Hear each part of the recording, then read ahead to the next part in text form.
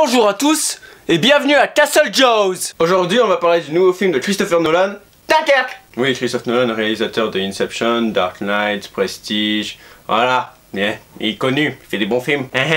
Donc du coup dans ce film on retrouve Tom Hardy, Cillian Murphy et Harry Styles. And we dance all night to the best song ever. Yeah.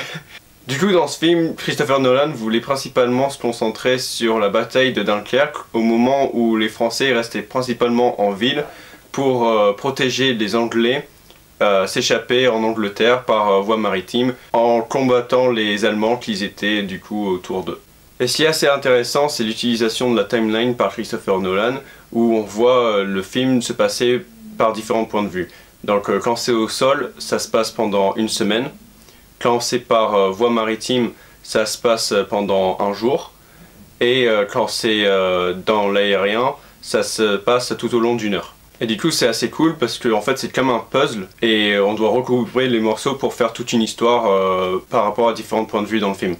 Donc, pour les points positifs, je pourrais dire que l'action est géniale, la violence est très bien montrée dans ce film.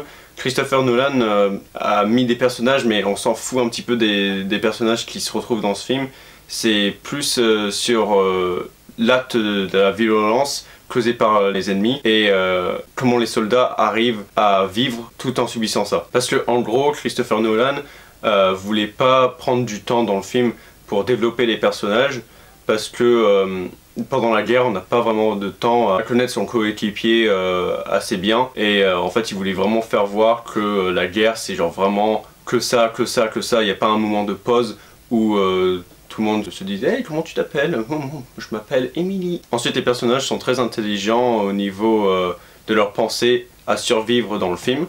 Ensuite, les musiques faites par Hans Zimmer sont magnifiques dans le film parce que c'est vraiment oppressant. T'es tout le temps stressé, t'es toujours en mode putain qu'est-ce qui va se passer, est-ce qu'il va se passer ça, est-ce qu'il va se passer ça, et au final tu sais pas jusqu'au dernier moment où ça arrive et puis t'es super surpris. Ensuite tout ce qui est matériel, effets sonores et effets spéciaux, tout est genre naturellement fait parce que Christopher Nolan ne voulait pas utiliser de CGI ni d'effets spéciaux dans le film.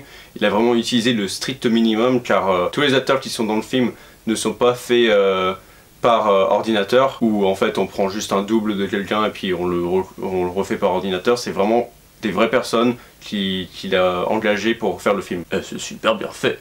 Oui, Jackie. Et en point négatif, je pourrais dire que même si le film se concentre sur les Anglais, qu'on voit vraiment pas du tout de Français dans le film, on les voit genre vraiment 10 secondes, maximum 20 secondes.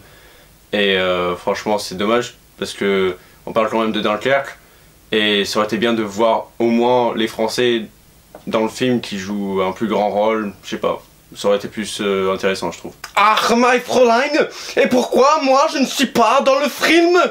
Bah parce que t'es moche et tu peux, et en plus Christopher Nolan voulait pas te mettre officiellement dans le film pour faire voir aux spectateurs que les ennemis peuvent arriver d'un moment ou un autre au moment où on s'attend le moins quoi.